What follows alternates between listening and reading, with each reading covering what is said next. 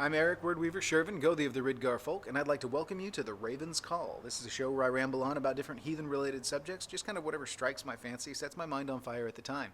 Big UPG warning at the beginning of this episode, like always. This is just the viewpoint of one Gothi, one heathen here in East Texas doing his thing.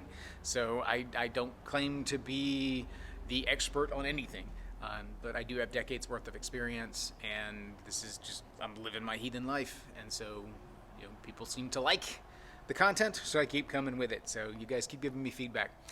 Please do give me viewer requests. All of my contact stuff is down below. Please jump in there, follow, join the Facebook community, email me. I do go through and I pull these for show ideas. And when you're getting up as high in the show numbers as I am, I've expended a number of my lists. So I'm having to sit here and try to come up with things. And for those of you that have been following the channel for any length of time, you know that my schedule is ridiculous right now. I talk about it a little bit more in the post credits, but I get about 3 hours of sleep a night. It's ridiculous. I'm working on some changes. I'm exploring some different avenues, thinking about trying to get into copywriting. So if I do, I will talk a little bit on the channel because I would like to do some stuff for some heathen businesses and whatnot, be able to help out there, and especially from somebody that gets their stuff and understands it, and try to utilize my writing for the benefit of some others and to make some scratch on the side. So anyway, I'll let you guys know as that goes along. Yeah. Other than that, all the contact stuff's down below. Like, follow, all that stuff. Please like and follow the videos. Subscribe to the channel. All that rigmarole. We're very, very close to tipping over a milestone on the number of followers. So if you haven't hit follow yet, please do. Just to bump it over. Just feed my ego that one time. To be honest, it's just because I can say that it did. It serves no purpose. I don't monetize the channel. I could, but I choose not to with this because I don't feel like it's right to profit off of my content the way that it is. It's not what this is about. This is about helping heathens and helping to foster heathenry in the modern world. So, yeah. But if you want to follow me and if you want to support me in some way, please go on and click the link on my book down below. Purchase the book, ebook version, physical version, whatever. Greatly appreciated. So anyway, onwards and upwards. Let's go ahead and jump into today's subject. Now, today's subject is not necessarily a viewer request, but it is born from a question that a viewer wrote in. For that reason, I'm going to leave this anonymous. I'm not going to bring up who the particular viewer is. But the subject matter that they wrote in about was some difficulties in the workplace. They were doing their current round of cultural awareness. I forget exactly the term that they used, but basically it's cultural education for the company. And they go through and they had a training that was done up, and there was obviously no mention of heathenry, and there really wasn't much of an approach for general paganism as a whole. It kind of hit the big markers, but they weren't reflected as an employee and as a person within that demographic that was represented within the training. And so they asked me some questions about that, and then there was some other questions particularly about cultural awareness within the business place and kind of how to go about handling some of that. So I thought I'd touch a little bit about heathenry in the workplace and talk just for a little while on this particular subject. Now, the essence of heathenry in the workplace is that we live in a very diversified world now. And when you see a big push in these kind of environments for cultural awareness and education, a lot of times what you're going to get are these cookie cutter programs that are put out there to hit major demographics. The reason that they do this is because statistically speaking, they can't hit everybody. It's just unrealistic to try and hit everybody within, especially if you're part of a larger corporation. You can't. You do your best, because this is coming from a guy who used to develop trainings at the facility that I ran. You do your best, you try to educate where you can, but like for me, my cultural sensitivity stuff didn't include a lot on heathenry because I was the only heathen on campus. Even amongst our kids, I only ran into, I think, 2 kids in the 15 years that I was there that were really interested in heathenry. those kids I worked with individually myself and tried to foster that along a little bit, answer questions. But when you're dealing with foster kids, you can't be pushy with religious training. So you've got to be very, very careful about how you approach it, which is why I handled it personally and was very respectful of limitations, providing them with information but not pushing any kind of agenda or trying to really encourage them to pursue heathenry. But I answered the questions that they had and was detailed and direct with all of that. And then I'd print off source material for them, things they didn't have access to, and I would give them copies of whatever they wanted to read over and help kind of foster them along that way. But I couldn't really necessarily justify putting in a lot of work on heathenry within the cultural development aspect of things, because 98% of my employee base was Christian. We had a few that were of alternate religions, those that were religious. There were a large number that were not religious at all. But culture goes beyond religion. So we kind of delved into a lot of the cultural elements of the different demographics that were heavily represented within the company, but I couldn't necessarily hit all of the minor details. And so I would sneak in little blurbs here and there that would leave the door open to approach some of these things if it was something that was a growing demographic. And in the time that I worked there, we had a couple of pagans that worked up there, but for the most part, it was a vast majority of big book religions. And it's just, I live in the buckle of the Bible Belt. It's not surprising that, that's how that would play out. There's a church on every corner, and there's more churches than people, it seems like sometimes. So, you've kind of got to play to the greater audience that you have. So that's why you're probably not going to see heathenry represented within trainings that are set up and put out for these companies, especially if you work with the corporation. They're going to hit the big names, they're going to hit the big broad spectrum things, put them out there. They're going to focus probably less on the religion and more on the socio-cultural elements of different demographics. And they're going to hit the ones that are mostly minority-based. Our numbers are fluctuating to such a point that trying to identify minority at this point in time is kind of ridiculous.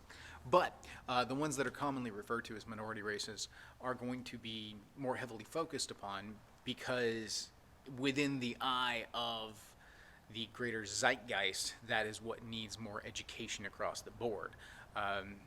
If you perceive that most of your employee base is of A, then you need to educate them on B and C so that they can be understanding of that. Now, within my personal field, it was a bit different, because I was trying to educate my staff on the cultural paradigms and experiences and points of view that my kids were coming in with, because they're working with these kids and they need to be able to understand them from a cultural standpoint.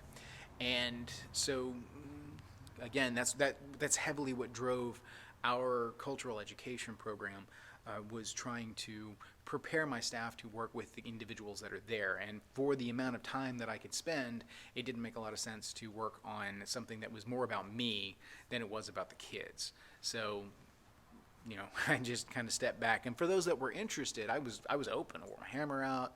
I talked to anybody and everybody that wanted to know about it, but I never brought it up. I waited for them to ask me, and then when they asked me, I would answer questions. It's mostly about respect. And so, but given that, paganism and heathenry are growing demographics, especially here in the West. They're growing rapidly. And as such, I foresee a future where these are going to be included in these cultural awareness programs. And honestly, they probably already are in areas where the demographic proportion is higher. And so I'd love to hear from some people that do work in industries where these are reflected, and kind of some stories about how that played out for you with regards to your own trainings, and whether or not there was representation, whether or not the representation was good. Part of the problem is that most of the people that are doing the training are not going to belong to these demographics, and therefore, one, probably aren't going to take seriously because they don't see it as a serious culture. They don't understand because they have no frame of reference, no experience. And two, they're going to be working from their own point of view on things, and they're going to lean towards the things that seem higher on their priority list. For the ones that are developing the training, here's another thing you got to keep in mind. Most of the people delivering the trainings were not the ones to develop the training in the first place, especially in corporations. A lot of those are built and passed down, and they have a script that they have to adhere to. That's one of the things the person ran into is that they made a comment, and it was just kind of glossed over and run along with. And the reason for that is because this person's been given a script, and they have to stick to the script. They didn't develop the training, so picking a fight with them wasn't going to effectively do anything because they couldn't vary.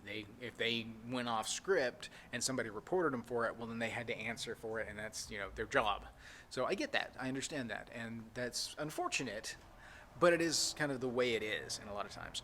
Now, with smaller companies, you're going to get a different kind of approach. But also with smaller companies, you may run into a more closed-minded environment because it is a microcosm and they can kind of develop their own culture. Every business develops its own culture, but it's very easy for those kind of cultures to become very insular. And while they may know, a lot of times they just don't acknowledge. It's like they don't see you.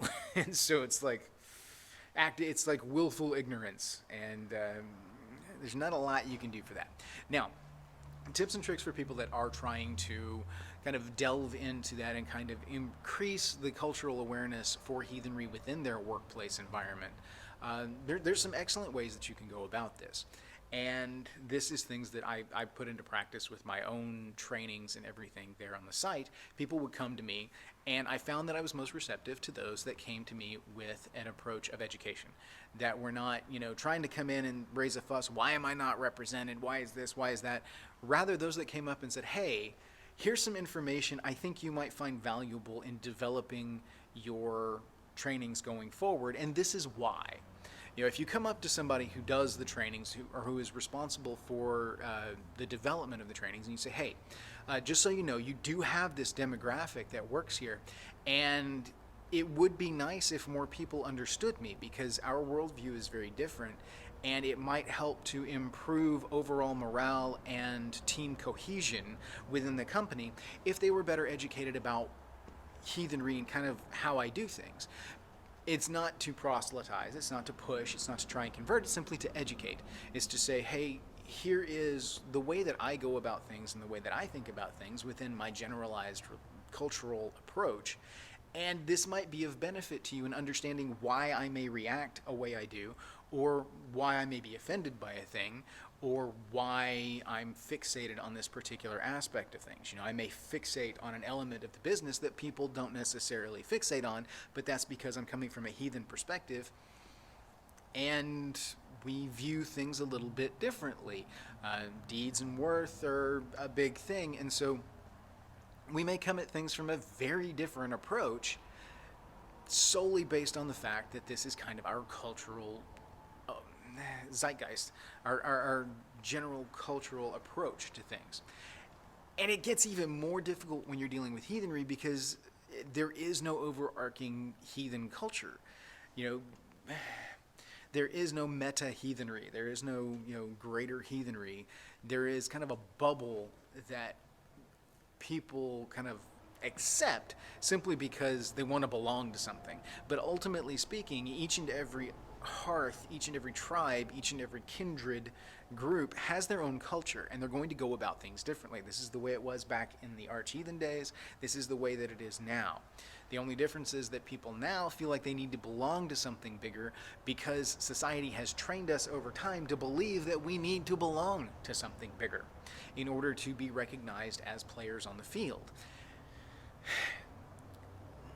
People have been convinced they need to play a game they don't need to play because that's not what it's about. You can ignore the big spectrum and focus on hearth, tribe, and clan and be fine.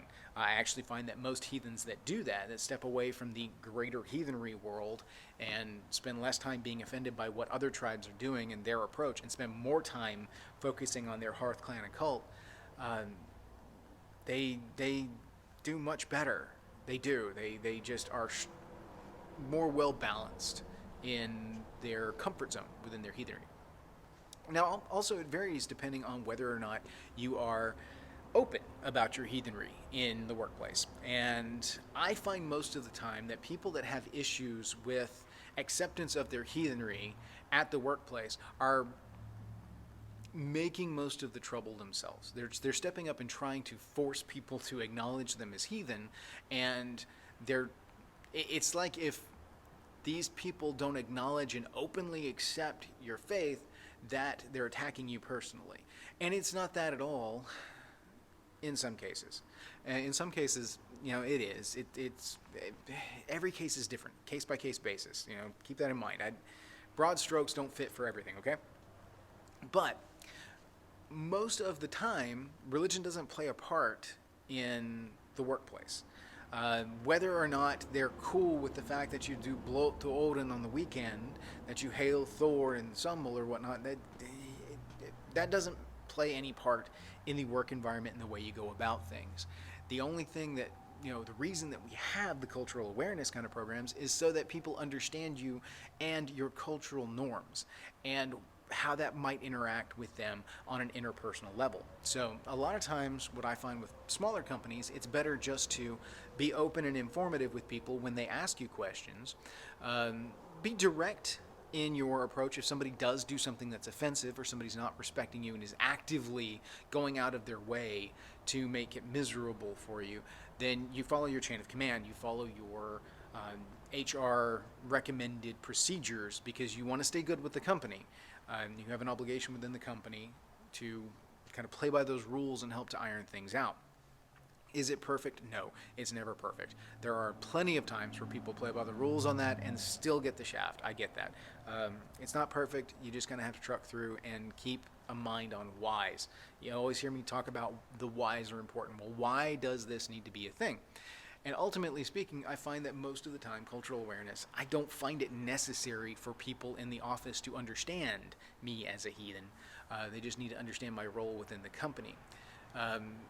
People that know me personally outside of work, I do want them to understand me as a heathen because that's very much a part of my personality. It's very much a part of how I go about things. Organically within the workplace, I will let slip out things that I need them to understand. If it's something about an oath, if it's something about why I won't do this thing because it crosses a boundary for me that I'm not cool with, and it's about my morals, then I will just simply state my case and stand my ground. Generally speaking, it doesn't really matter whether or not they understand heathenry. They just need to understand the boundary.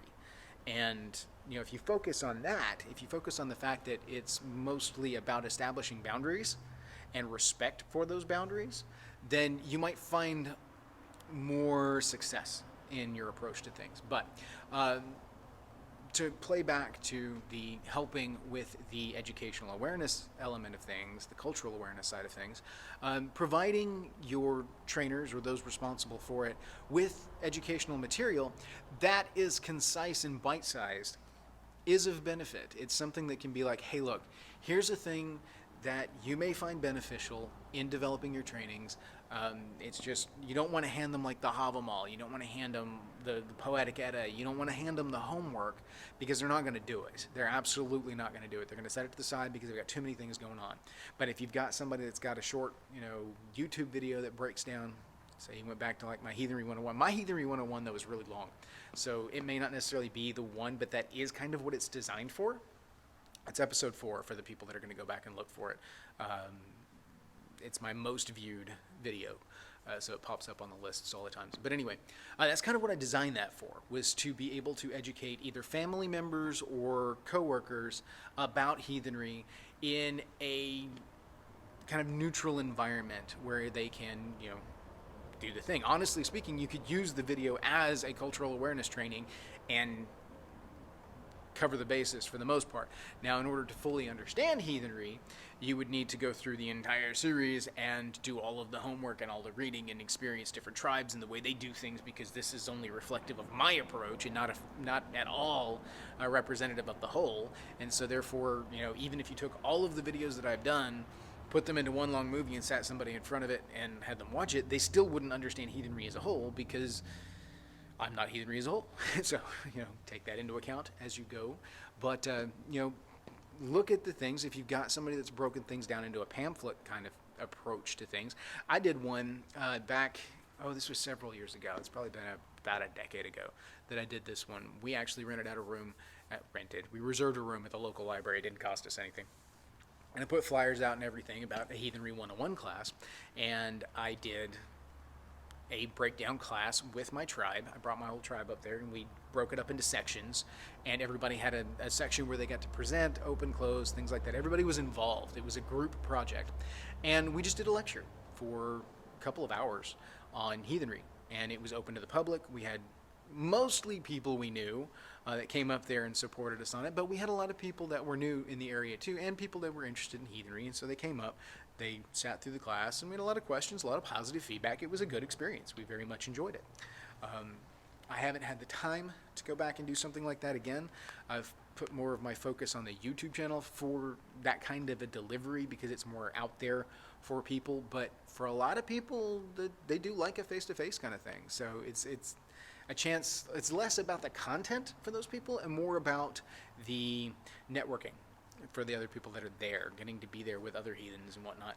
And so I kind of fill that factor with my ETH meetups when I can hold them, and so I'm still hitting both of those bases. I'm just not doing it in that singular class. But those are ideas that you can utilize within like a cultural awareness type program within a company. The big thing is your approach. It's all about how you come at them. If you come at them from a defensive or combative point, it's going to put them on guard initially, and you're more likely to get lip service and not actually any kind of progress. You're less likely to get any kind of real result from that. And so you may have, a great pamphlet that you've brought them or a great YouTube link, but if the delivery is not right, they're not going to watch it. They're not going to read it. They're going to give you lip service. Thank you. We'll add it to the development phase, and they'll set it aside and never come back to it because it's still low in their priority list. The big thing is to sell it like you are doing what you're actually doing, which is helping them do their job even better. If they are able to more accurately hit the demographic that's within their company, they're going to seem more progressive as a company. There's a lot of benefits to it. One, it is going to help with cohesion on the whole because people will understand the heathen element within the workforce. Chances are good, though, at our numbers, to use the false kinship hour there, odds are really good that there's only one or two heathens within your company at any given time anyway. So getting them to see the need and importance for this, it's all about the sell. It's all about the sell because, it's one of those that if you want them to be receptive to this, then you need to let them know that in order for you to feel accepted and part of the whole and cohesive within the whole and represented within the whole, that it would be beneficial for them to at least do a cursory introduction that you are here, this is what you're about, and it's a little bit different or significantly different. And that's the thing. In order to break down the significant differences between heathenry and some of the big book religions and the major demographics that are in the area would take an entire class in and of itself and then some in order for them to really understand it. These educational awareness things are simply cookie cutter gentle toe-ins, and that's like a lot of the videos that I do on here that seem like they're cursory surface level. That's because they're kind of introductory level things on some things for newbie heathens, and then some of my videos are deeper subject explorations based on specific areas. The reason that we do this is because there's a certain time frame, and in order to hit a demographic within that time frame, you've got to hit the bullet notes. You can't really get super detailed on things. Luckily with this, because my entire viewing base is heathen or at least heathen curious, I can get more granular with things. But if I were to try to do a cultural awareness training and have like 4 or 5 different cultures in there that I'm trying to hit, I may only have 10 or 15 minutes to talk on heathenry. Trying to boil that down into bullet points that can be used for that is difficult. It's not impossible, but it is difficult.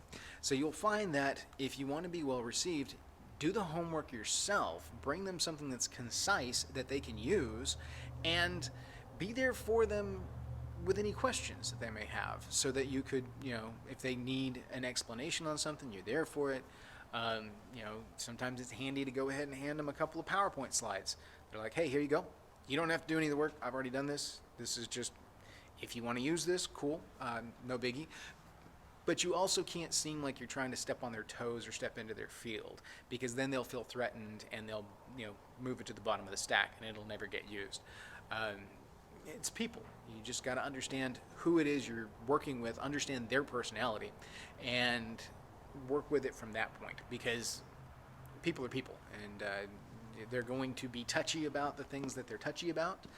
They're going to be protective of their wheelhouse, and especially within a company where they feel like somebody may be gunning for their job, they may not necessarily be receptive to someone already doing the work. So if you can convince them that you're trying to make them look good and that you don't necessarily want any credit for it, it helps a little bit to kind of grease that wheel.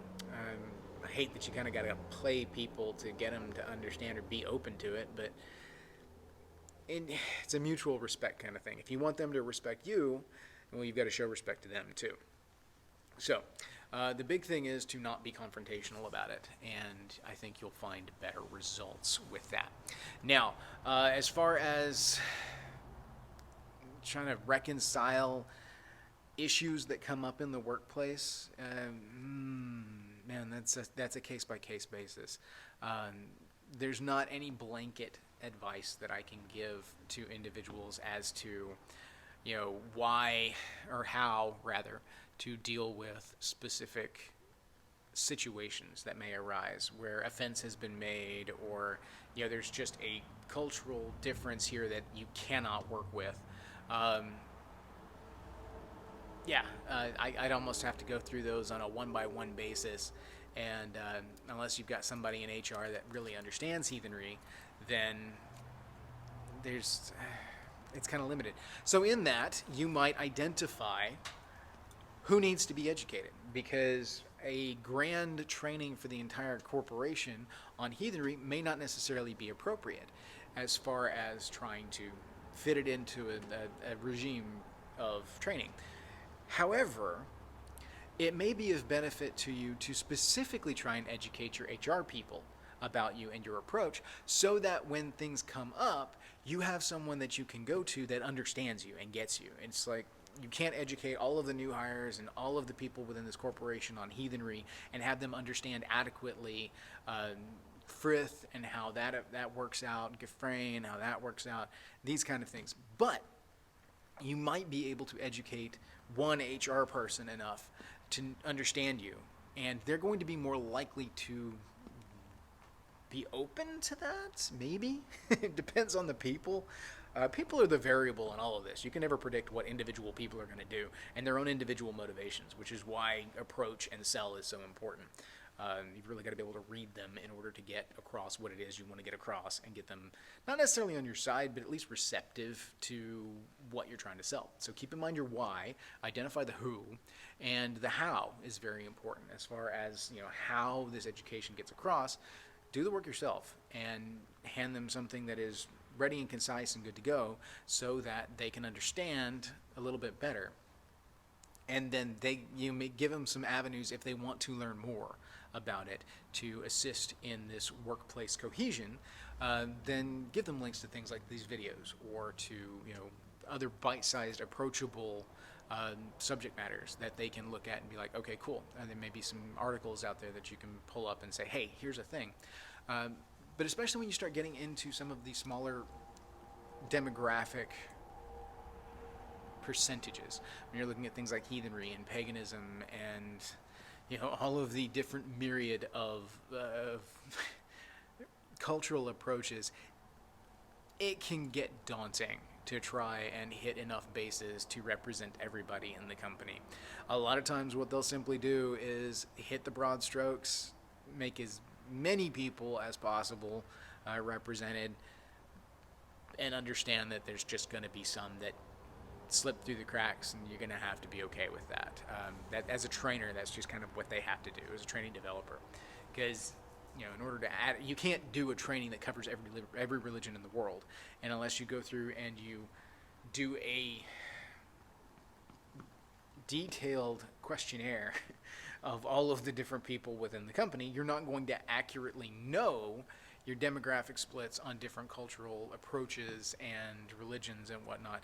And they can't, most of the time, delve into that anyway, because that's not within their wheelhouse. It's not work appropriate. And so there's a heavier divestment when it comes to the religion and workplace in most settings.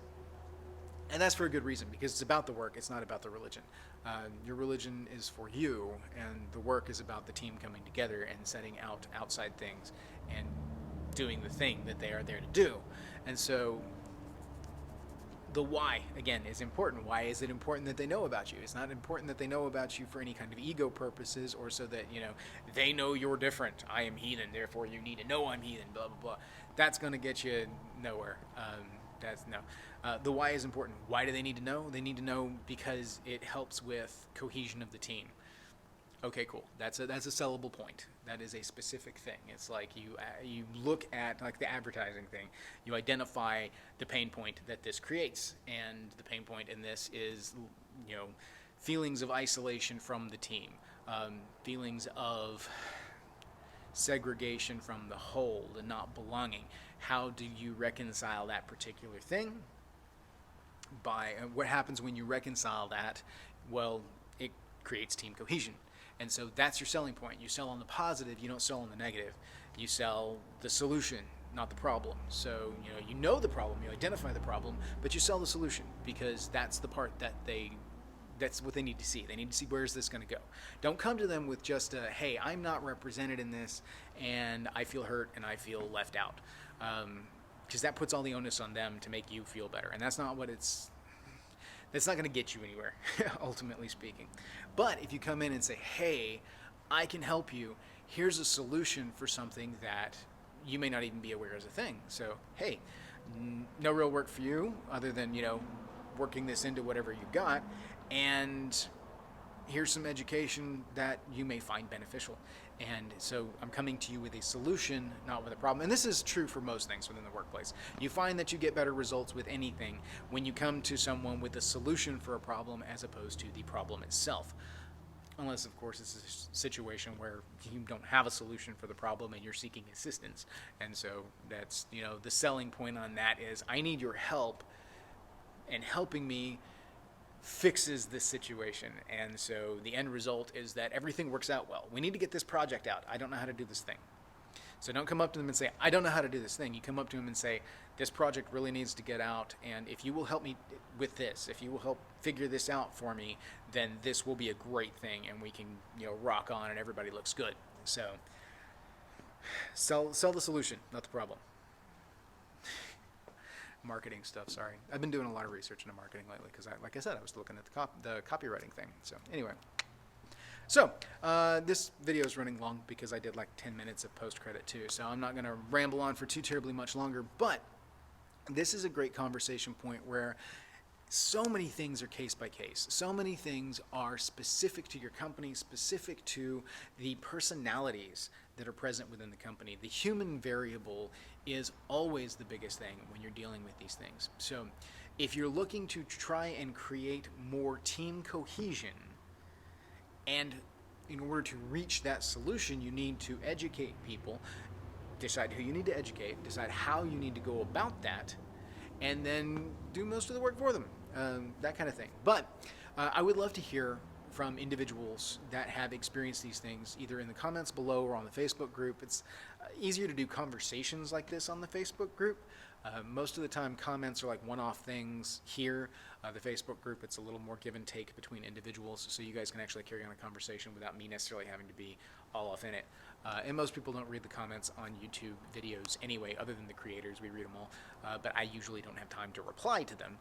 Mostly it's like, hey, heart, so you know that I did it and that I saw it, and cool, groovy. I wish I had more time to sit and do that, but working 2 jobs, I just don't at the moment. So anyway, hopefully one day I will, but we'll see.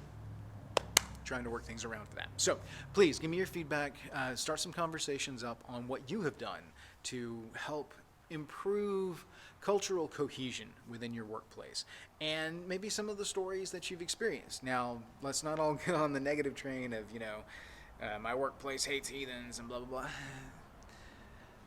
Yes, I know that's a thing. But We want to drive forward with solutions and how people can make those situations better. And so if there's helpful tips, helpful hints that you guys can give, please do. Because there's a lot of people that are afraid to step out and be, out about their heathenry because of the reception that they're afraid they're going to get within their workplace specifically, and how that's going to impact their work. There's a lot of people who are out to family but are not necessarily open about their heathenry in the workplace because of fear of repercussion. And in the modern setting, this is not a thing that really is as much of an issue. There's a lot of more acceptance within workplaces, generally speaking. Now, some folks are still in the Stone Age, and actually we would do better with people in the Stone Age, wouldn't we? Some people are still in the Dark Ages, and are just shutting out anything that's not theirs. So it's a thing. I get it. There's not a magic fix. There's not a magic wand for everything. So you do what you can, and you work with what you can, and you figure out how important it is and why it's important to you. And grade your responses appropriately. Choose your actions wisely, and don't pick fights that you don't need to. Causing a stir, causing a ruckus can create a negative light on you as an individual, and that will translate over to the cultural element of things, and so people will have a negative view of anything dealing with heathenry if the only heathen they know in the group is being really annoying about stuff. Always has some kind of counter, always has something to say, always makes it about them. These kind of things put a bad taste in their mouth, and then when you try to get them to understand you better, they're not willing to. So it's like managing Gefrain. You need to think about your interactions in the workplace within terms of Gefrain, and then manage your Gefrain. Maintain a positive Gefrain with these individuals, and they will be more receptive to what you have to say. So anyway, that's going to be it for today. Before I hit the 50-minute mark, I'm going to go ahead and sign off on this. Thank you all for everything. I really appreciate the support. You guys are awesome. Hopefully we'll have some more really cool episodes coming up. Appreciate the understanding on my wonky schedule these days, because production time is just not something that I have. I promise I'm going to try and get things caught up on Spotify. I'm trying. It's I only have so much time. And so when I can, I will, and I'll do a whole dump of things. It was a lot easier when I was only working one job, and I had a block of time where it was really simple for me to go through and create the audio podcast at the same time I was doing the video podcast. I don't necessarily have that block of time. A lot of times I'm trying under the wire, trying to get these things in. So yeah, anyway, and please keep those requests coming so that I've got some ready-made content that I can throw out there for you guys. It just kind of sparks me in a direction, and then I just go. So thank you all. Hail. May your hearth fires burn bright.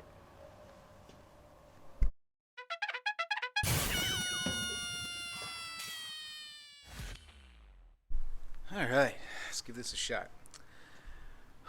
So, behind the scenes stuff. I'm cutting room floor.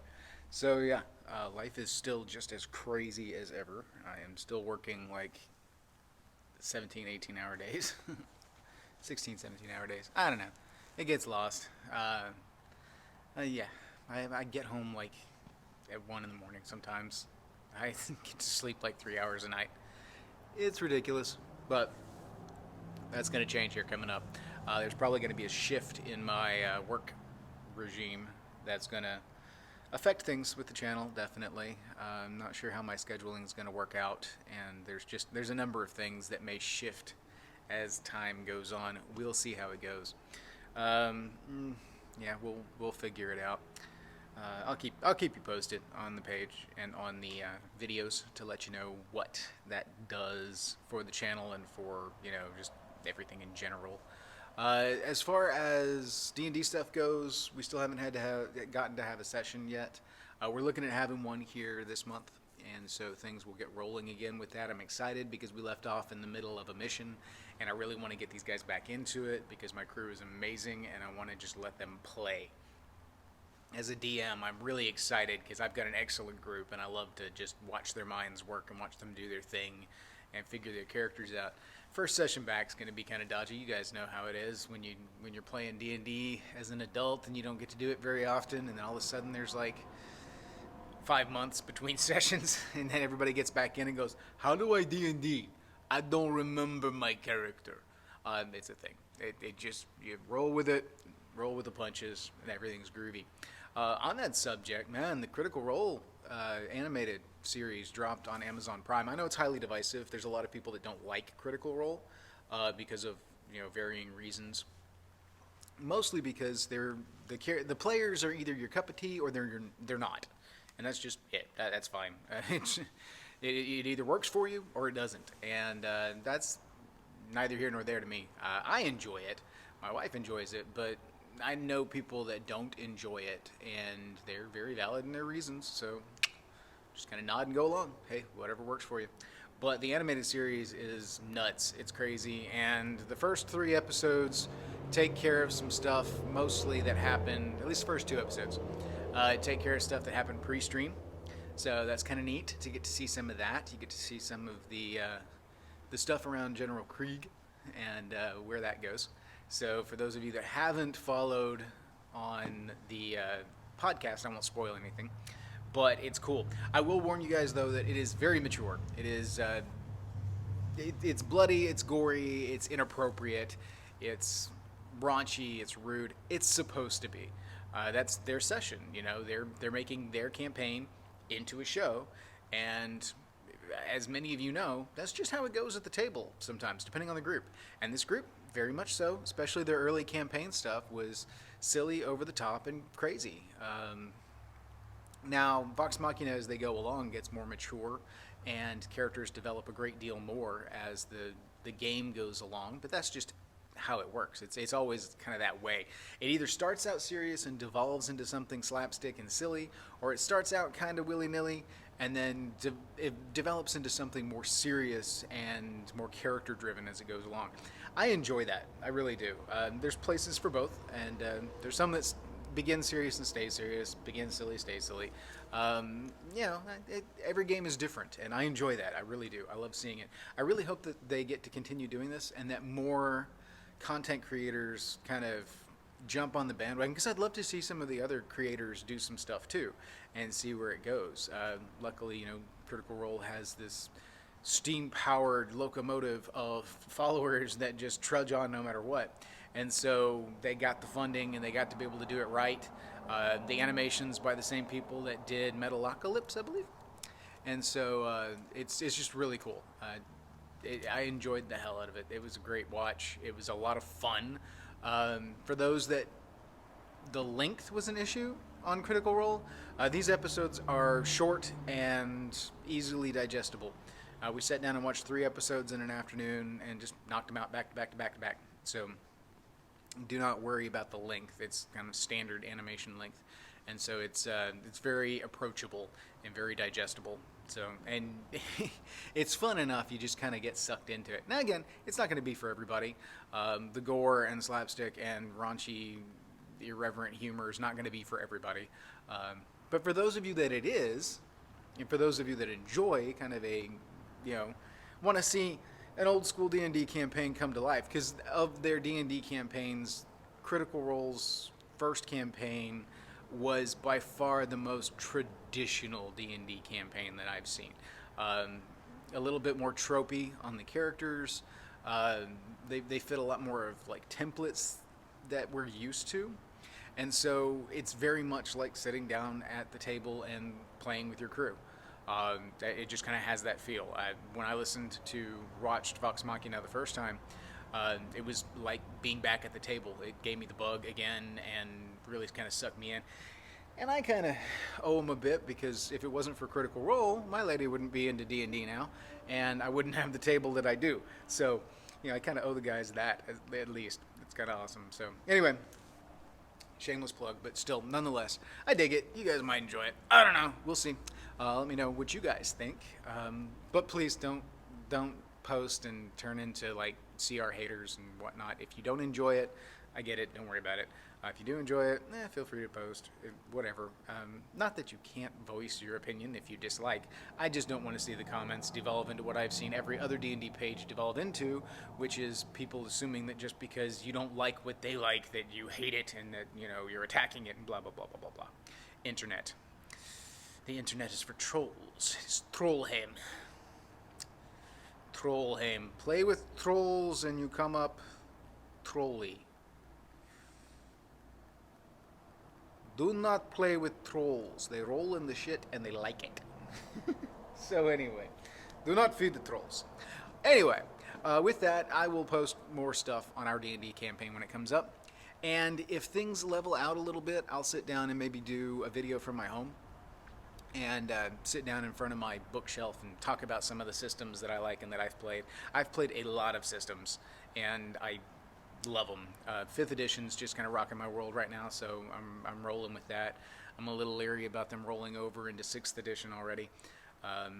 It's not going to be like immediate, but they're setting the stage and turning it that way, and they're working on revamping things. You know, this new expansion for the base core set is coming out. That's like it's like the Monsters of the Multiverse, and it's like over 30 playable races. I'm like, well, yeah, there's nothing new in that.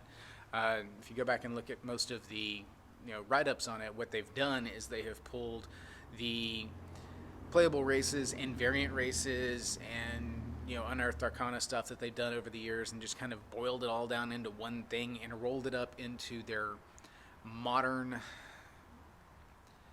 kind of approach to building race, which is to pull away from specific racial benefits and to kind of make it a little bit more modular. And some old school hats have a problem with the way they've gone about it. I don't necessarily care for why it's being done the way it's being done. It feels kind of mob mentality and bullish in the way it's approached.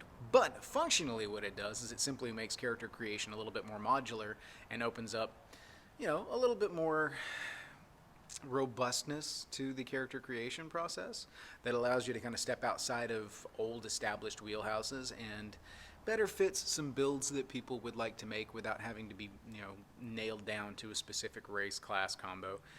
I'm cool with that. I don't mind. It's fine. And as far as removing like alignments and things like that for a lot of the enemies, I don't care about that either because I'm going to play it the way that I want to play it at my table. It's always been that way. I don't play modules anyway. I don't use specifically their write-ups on creatures. I'll take the template and the stat block and then I'll write my own thing around it. And most of the time I modify the stat block anyway because I want it to fit my party, and I have a huge party, so I have to modify everything that I throw at them.